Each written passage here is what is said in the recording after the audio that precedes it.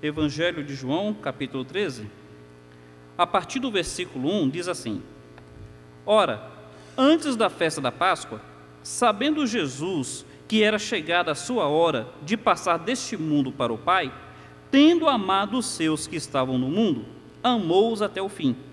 Durante a ceia, tendo já o diabo posto no coração de Judas Iscariotes, filho de Simão, que traísse a Jesus, sabendo este que o Pai tudo confiara às suas mãos, e que ele viera de Deus e voltava para Deus, levantou-se da ceia, tirou a vestimenta de cima e, tomando uma toalha, cingiu-se com ela.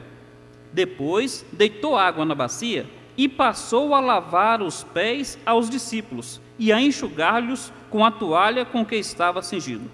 Aproximou-se, pois, de Simão Pedro, e esse lhe disse: Senhor, tu me lavas os pés a mim? Respondeu-lhe Jesus: O que eu faço agora não sabes, sabê-lo-ás depois. Disse-lhe Pedro: Nunca me lavarás os pés. Respondeu-lhe Jesus: Se eu não te lavar os pés, não tens parte comigo. Então Pedro lhe pediu: Senhor, não somente os meus pés, mas também as mãos e a cabeça. O Senhor aplica a sua palavra em nossos corações. Vamos então pensar nessa passagem. Aqui está o maior simbolismo e a maior evidência de comunhão entre Jesus e os seus discípulos. Meus queridos, aqui está o maior símbolo e a maior evidência de comunhão entre Jesus e os seus discípulos. Qual é esse símbolo e qual é essa evidência de comunhão? Essa passagem, meus queridos, ela é muito significativa. A gente precisa entender que essa passagem ela é singular, não apenas porque é apenas João que relata, não apenas por isso, mas pelo significado que ela traz. Então veja só, a grandeza e o mistério do quadro. O que nós estamos vendo aqui? Nós estamos vendo o soberano aos pés dos servos. Percebe? Jesus, o soberano, ajoelhado aos pés dos seus servos. É um quadro grande e é um quadro misterioso. Nós estamos vendo o Criador aos pés das criaturas. Meus queridos, a gente está vendo o santo em contato direto com pecadores. O quadro realmente é grandioso. O quadro é misterioso. É um quadro que tem vários ensinamentos para a vida cristã. Eu queria que você pensasse nisso. É a maior evidência de comunhão entre Jesus e os seus discípulos. Veja só, em primeiro lugar, o versículo 1 diz assim: Ora, antes da festa da Páscoa, sabendo Jesus que era chegada a sua hora de passar deste mundo para o Pai, tendo amado os seus que estavam no mundo, amou-os até o fim. A maior evidência de que Deus nos ama é a sua iniciativa em nos purificar. Meus queridos, o texto está dizendo que Jesus, tendo amado os seus que estavam no mundo, amou-os até o fim. E como foi esse amar até o fim? Ele já havia feito diversas coisas pelos seus discípulos. Por exemplo, quando os discípulos estavam no meio do mar, numa tempestade, prestes a naufragar, Jesus vem andando sobre as águas ao encontro dos seus discípulos. Quer dizer, ele já havia manifestado amor no passado, amor salvando a vida deles. Mas agora o texto está dizendo que ele amou-os até o fim. E como é que foi isso? Foi se ajoelhando aos pés dos seus discípulos para purificá-los. Meus queridos, o amor do Senhor em nossa vida, ele só é completo, ele só é aperfeiçoado, ele só é total quando nos purifica. Pensa bem nessa frase. O amor de Deus não é apenas em nos tirar do inferno, mas também em tirar o inferno de dentro de nós. Jesus, no seu amor, ele não apenas quer tirar os discípulos do inferno, ele quer tirar o inferno dos seus discípulos. Isso é purificação.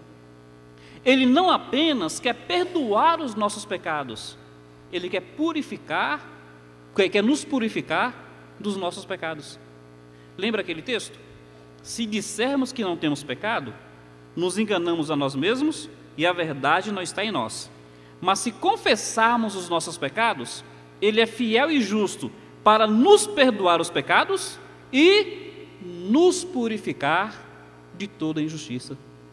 Meus irmãos, vamos entender isso daqui. O Senhor ama a cada um de nós. E o amor do Senhor manifestou salvação. Deus prova o seu amor para conosco pelo fato de Cristo ter morrido por nós, quando nós ainda éramos pecadores. Só que o amor do Senhor não para na salvação. O amor do Senhor se aperfeiçoa, promovendo purificação. Meus queridos, nossa comunhão com o Senhor se dá pela purificação dos pecados. Veja só, não é apenas perdoar o adúltero, é tirar do adúltero a vontade de adulterar. Não é apenas perdoar o ladrão, é tirar do coração do ladrão a avareza de querer possuir o que não é dele. Não é apenas perdoar o mentiroso, é tirar do mentiroso a tendência de mentir. Não é apenas perdoar a maledicência, é tirar do maledicente a vontade de maldizer. Percebe que o Senhor, aperfeiçoando o seu amor, Ele agora quer purificar os seus discípulos? Isso quer dizer o seguinte, que Ele não apenas tirou os discípulos do inferno, Ele está tirando o inferno do coração dos discípulos. 1 Coríntios capítulo 5, Paulo vai dizer assim: sabeis que os injustos não herdarão o reino dos céus. Aí ele fala, não vos enganeis. Ele vai dizendo, nem os bêbados, nem os impuros, nem os sodomitas, nem os parricidas herdarão o reino dos céus. Aí ele fala, tais foram alguns de vós. Vocês foram assim. Aí o texto fala, mas fostes lavados, mas fostes purificados, mas fostes santificados no nome de Jesus. Meus queridos, antes de Jesus, em nossa vida, nós éramos pecadores, gostávamos de pecar e éramos dominados pelo pecado. Cristo manifesta o seu amor em nós, nos perdoando o pecado, nos tirando do domínio do pecado e tirando o pecado de dentro de nós. Ele não apenas nos tira do inferno, Ele tira o inferno de dentro de nós. A grande motivação do Senhor é a grandeza do seu amor. Por que Ele faz isso? A gente pode pensar, é porque Deus é santo e Ele odeia o pecado. Gente, isso é verdade. Mas se fosse apenas por causa disso, era uma necessidade dele e não uma necessidade minha. Era porque o pecado incomodava Ele e não porque incomoda a mim. A motivação do Senhor não é apenas a sua santidade, é também o seu amor. Ele vê que o pecado nos faz mal e Ele não quer que nós soframos por causa do pecado. Por que Jesus vai lavar os pés daqueles discípulos? Porque Jesus queria promover conforto àqueles discípulos. Por que Jesus quer tirar o pecado da minha vida? Não é apenas por uma necessidade dele, é porque Ele quer realmente tirar de nós aquilo que nos faz mal. A motivação é o amor. E sabe o que o amor faz? Quem ama, dá. Deus amou e deu. Você pode dar sem amar. Você pode. Mendigo chega na sua porta, você quer se livrar do mendigo, aí você dá qualquer coisa para ele. Você só deu porque quer se livrar. Você pode dar sem amar, mas é impossível amar sem dar. Você pode fazer sem amar, mas é impossível amar e não fazer.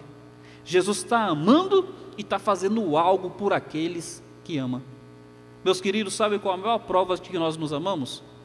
Nossa disposição de fazermos o melhor uns pelos outros. Indo adiante, o amor de Deus por nós o leva a tratar o nosso pecado. A Bíblia fala que Deus é como um pai que disciplina o filho ao qual ama. Pensa bem nisso, meu querido, porque Deus te ama, Ele quer tratar o pecado na sua vida. Porque Deus me ama, Ele quer tratar o pecado na minha vida. Isso é a prova da comunhão entre Ele e eu. É o pai que disciplina um filho a quem ama. Lembra aquela passagem do jovem rico? O jovem rico corre até Jesus e fala assim: bom mestre, que hei de fazer para herdar a vida eterna? Jesus fala: não matarás, não roubarás, honrar pai e mãe. Aí o jovem fala: tudo isso tenho feito desde a minha mocidade. E aí o texto fala assim, que Jesus o amou. Veja bem, nós só lembramos aquela parte que Jesus fala: vai, vende tudo o que tens e dê aos pobres. Mas antes do texto dizer isso, o texto fala que Jesus o amou. Percebe? O que levou Jesus a levar aquela pessoa a se libertar, ou pelo menos tentar se libertar da avareza, foi o fato de Jesus ter amado aquele jovem. Meus irmãos, todos nós temos o pecado que tenazmente nos assedia. Todos nós lutamos com o pecado. E devido à tendência religiosa que nós temos de colocar as coisas, fica parecendo que Deus está com uma vara, querendo nos castigar para largarmos o pecado. Ele odeia. Mas, meus irmãos, o fato é que Deus quer nos libertar do pecado é por amor. Ele nos ama. Ele te ama. É por isso que Ele quer tratar isso na sua vida. Ainda que na hora pareça doloroso, o pai disciplina o filho a quem ama. Indo adiante, a maior evidência de que os discípulos receberam o amor de Deus é que eles se sujeitam à iniciativa do Senhor em purificá-los. Veja bem, a maior evidência do amor de Deus por você é que Ele quer te purificar. A maior evidência de que você é discípulo é que você se submete à purificação. Olha o verso 9. O 8:9, né? O 8:9 diz assim, Pedro chega até Jesus e fala: o Senhor não... Bom, deixa eu ler aqui para não falar de cabeça. Versículo 8. Disse-lhe Pedro: nunca me lavarás os pés. Respondeu-lhe Jesus: se eu não te lavar os pés, não tens parte comigo. Então Pedro lhe pediu: Senhor, não somente os pés, mas também as mãos e a cabeça. Meus queridos, entendamos bem o que o texto quer nos descrever.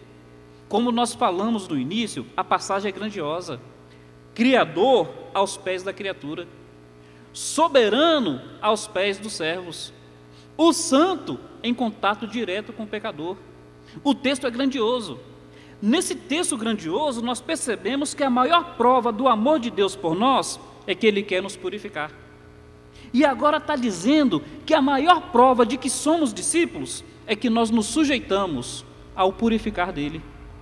Ele chega diante de Pedro e Pedro fala: nunca me lavarás os pés. Cristo fala: se eu não te lavar os pés, tu não tens parte comigo. O que Pedro faz então? Por isso não. Já que é assim, lava não somente os pés, lava a cabeça, lava o corpo inteiro. Se eu preciso disso para ser seu discípulo, eu me submeto inteiramente. Meus queridos, nós precisamos entender isso, porque isso é muito importante. Os discípulos verdadeiros, eles não querem apenas o perdão pelo pecado de terem ofendido a Deus. Querem que o pecado que os separa de Deus seja removido para que não haja empecilho na comunhão. Quem é discípulo mesmo não quer apenas ser perdoado pelo pecado, quer que aquele pecado que impede a comunhão seja removido. Meus queridos, isso daqui é um teste que, assim, não sou eu que posso colocar sobre as pessoas, não são as pessoas que podem colocar sobre mim, é algo apenas entre Deus e eu. Quem realmente é discípulo não quer apenas o perdão, quer que aquele pecado que impede a comunhão seja removido. O que as pessoas querem quando fazem coisas erradas? Elas querem que se coloque jogue debaixo do tapete. Elas querem continuar daquele jeito sem serem repreendidas.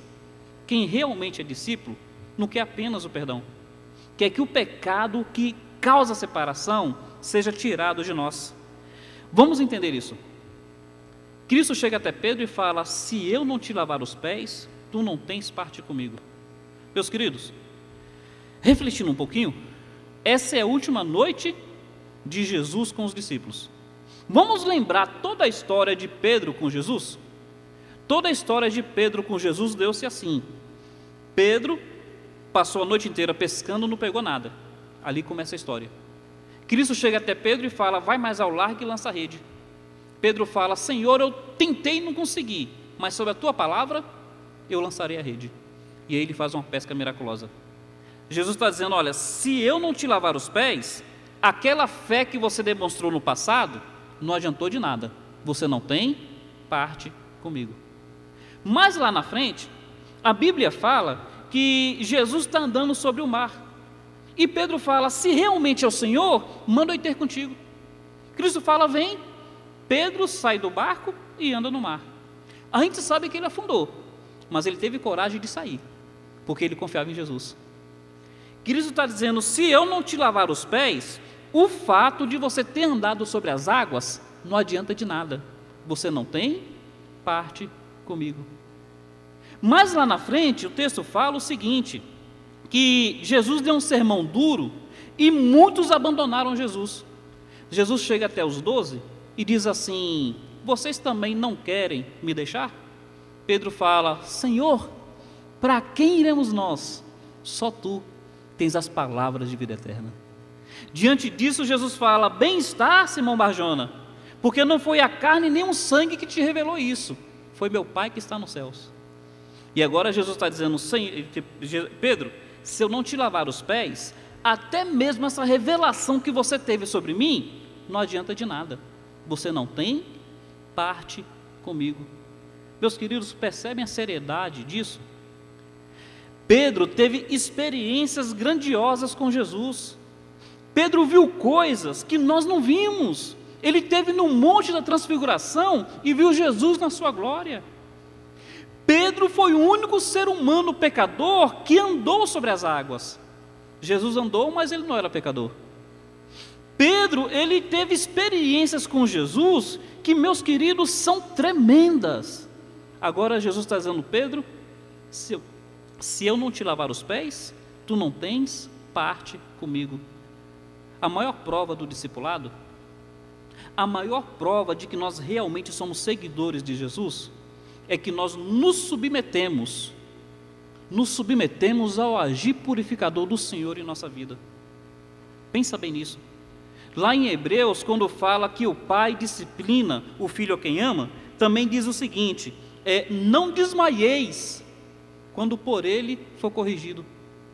Deus é o pai que disciplina, e aquele que realmente é filho, que não é bastardo, o texto diz: não desmaieis. Nós nos submetemos ao agir do Senhor. Meus irmãos, mantém sua mão nessa passagem, dá uma olhada num texto da Bíblia. Malaquias é o último livro do Velho Testamento. Olha o que Deus está dizendo ali. Malaquias capítulo 1. Malaquias 1.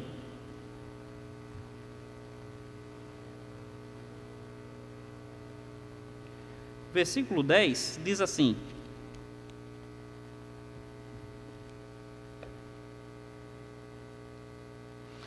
lê a partir do versículo 9. A partir do 9 diz assim: agora, pois, suplicai o favor de Deus, que nos conceda a sua graça.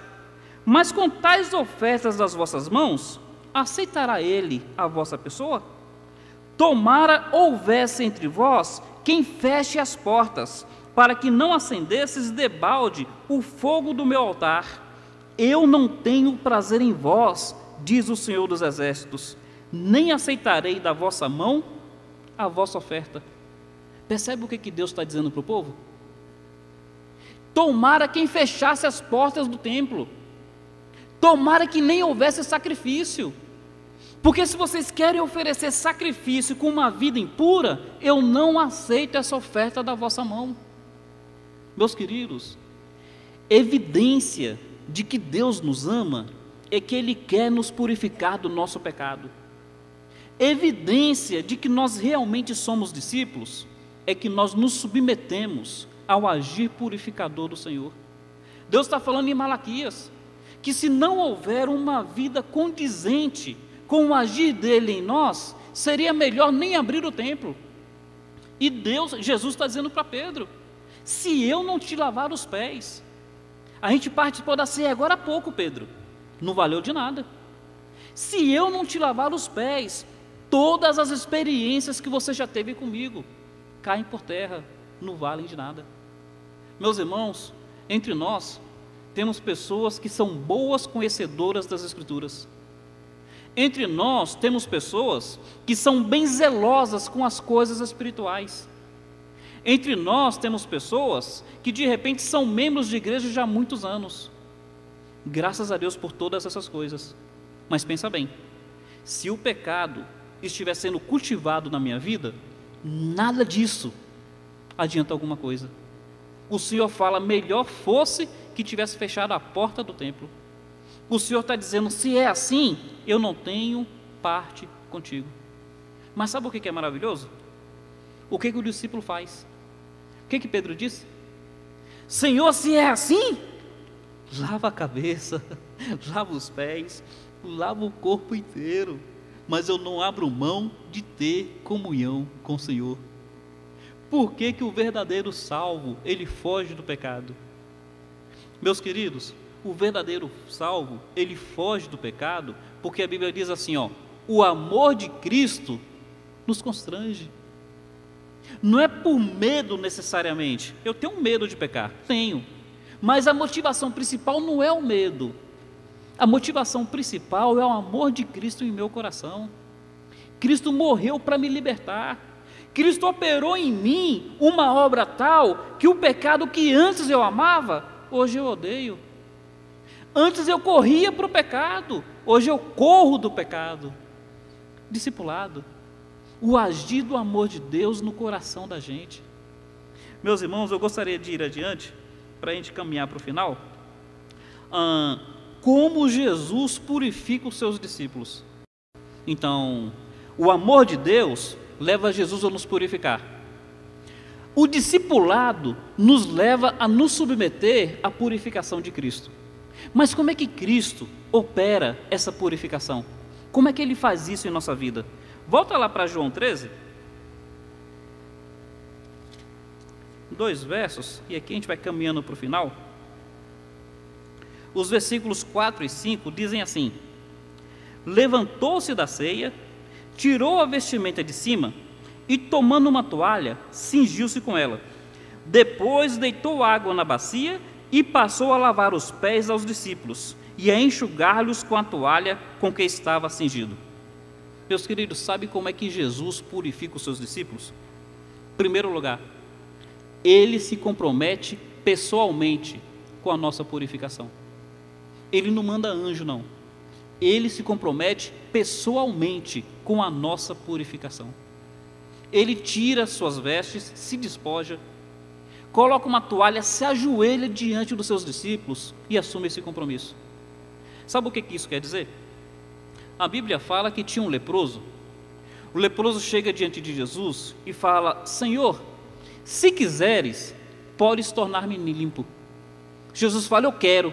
E aí fala que Jesus tocou o leproso e o leproso ficou limpo. Por que é importante nós entendermos que ele tocou? O leproso não pediu para ser tocado.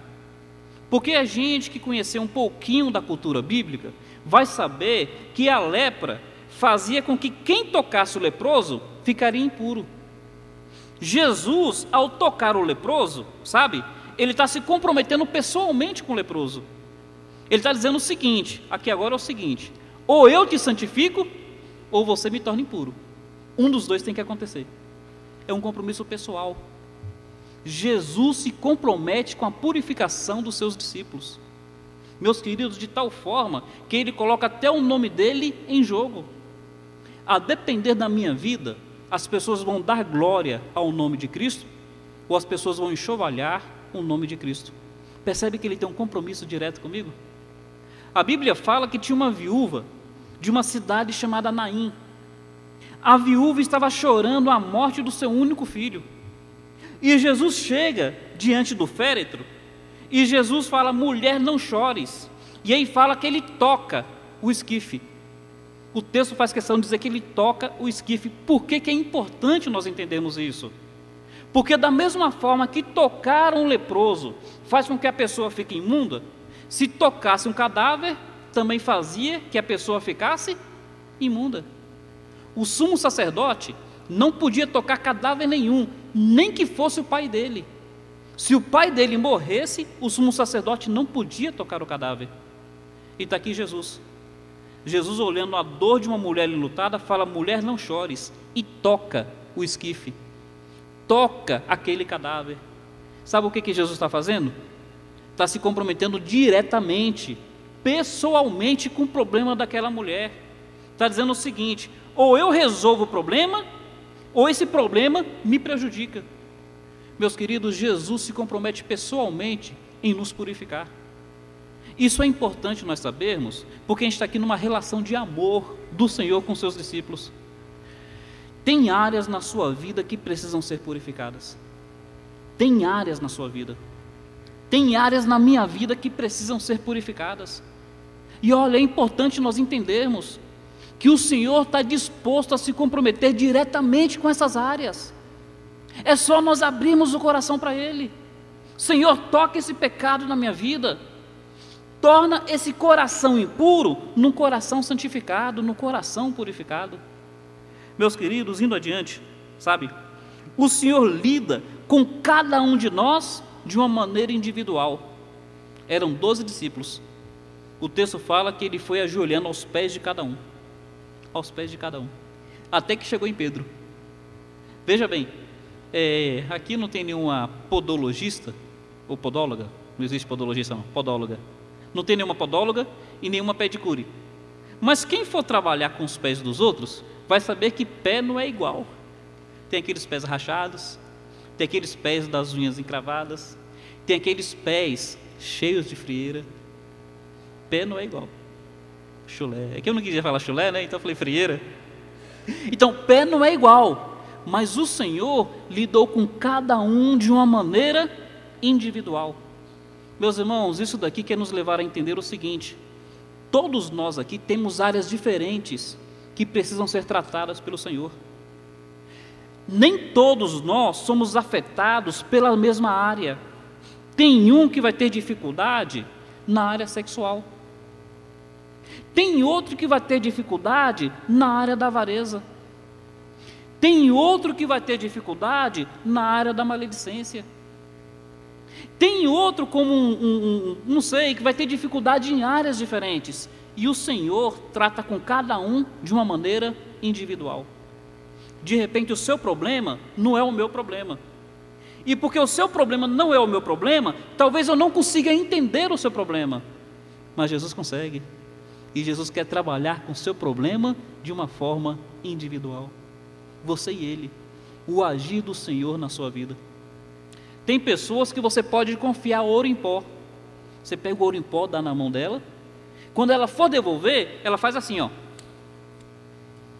Porque na área financeira, de repente ela não seja tão tentada.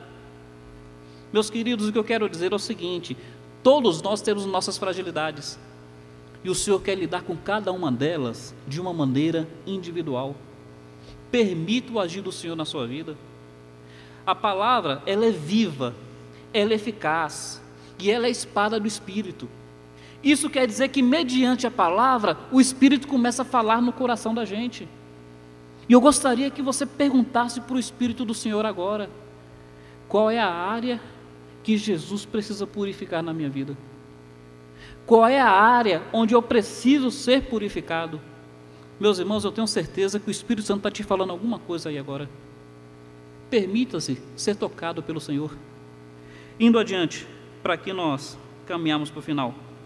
Ele trabalha conosco, ao mesmo tempo com ternura e firmeza. Com ternura e firmeza. Então ele chega até Pedro, e Pedro dá logo um pulo. Pedro viu todo o processo, o primeiro, o segundo, até o 11º. Quando chega na vez dele, ele dá um pulo. Jesus começa com ternura. Ele fala: Senhor, tu me lavarás os pés? Aí Jesus, na ternura dele, fala: olha, Pedro, o que eu estou fazendo agora você não sabe, mas fica tranquilo, você vai saber depois. Não foi uma palavra assim bem compreensiva? Não foi uma palavra bem terna?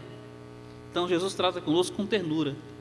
Mas quando Pedro fala: de maneira nenhuma me lavarás os pés, aí Jesus já chega com firmeza: se eu não te lavar os pés, eu não tenho parte contigo. Você não tem parte comigo. Jesus trata conosco dessa forma, gente. Ternura e firmeza. Ele sabe dosar bem. Quando nós precisamos de um abraço, Ele sabe dosar quando nós precisamos de um puxão de orelha. Abre um texto da Bíblia aí, por favor. Olha 1 Tessalonicenses, capítulo 5. 1 Tessalonicenses, capítulo 5.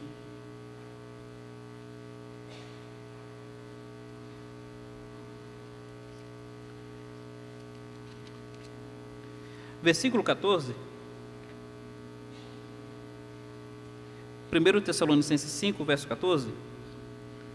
Diz assim, ó: exortamo-vos também, irmãos, a que admoesteis os insubmissos, consoleis os desanimados, ampareis os fracos, sejam longânimos para com todos. Vocês percebem que tem 3 grupos de pessoas diferentes? Tem os insubmissos, tem os desanimados e tem os fracos.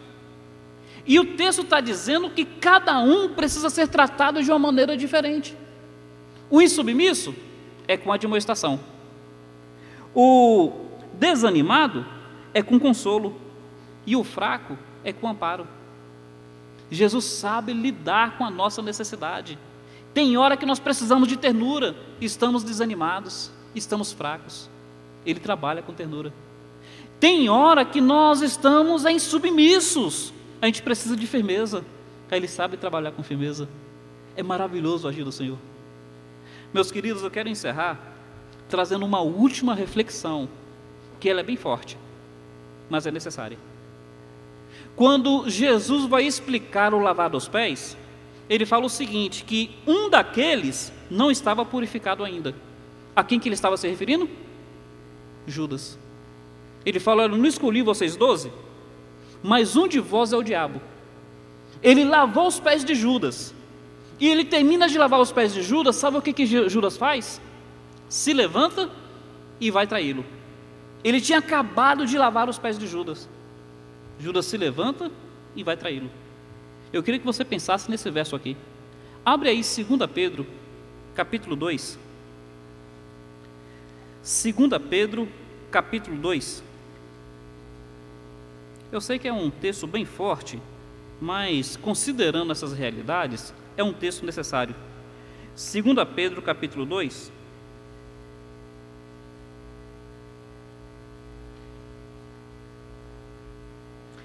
A partir do verso 19, diz assim, ó. A partir do verso 19.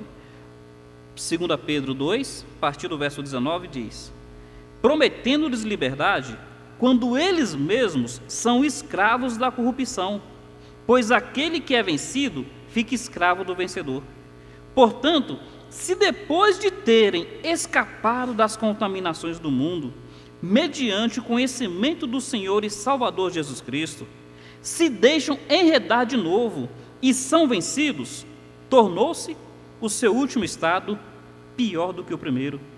Pois melhor lhes fora nunca tivessem conhecido o caminho da justiça, do que após conhecê-lo, volverem para trás, apartando-se do santo mandamento que lhes fora dado.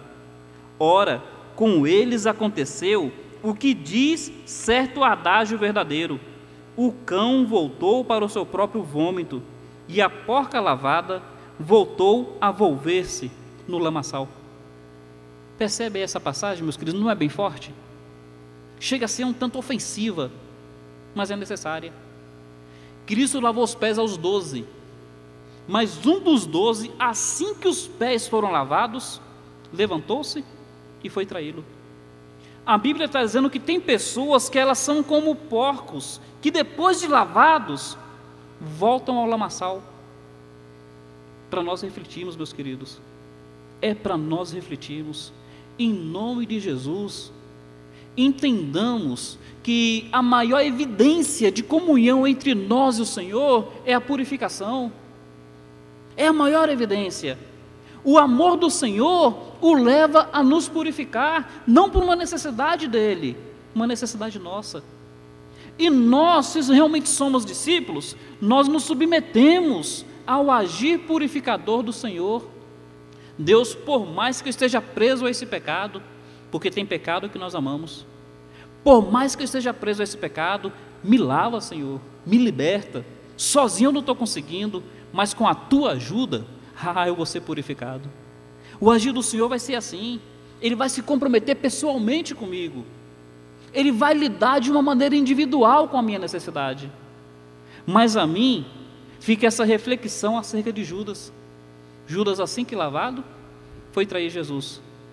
Judas foi uma porca que depois de lavada voltou ao seu lamaçal. Em nome de Cristo, que essa não seja a nossa experiência. Em nome de Jesus, que possamos cada vez mais nos agradar no amor e no agir purificador do Senhor em nossas vidas. Deus nos abençoe, que a palavra do Senhor tenha liberdade em nosso coração.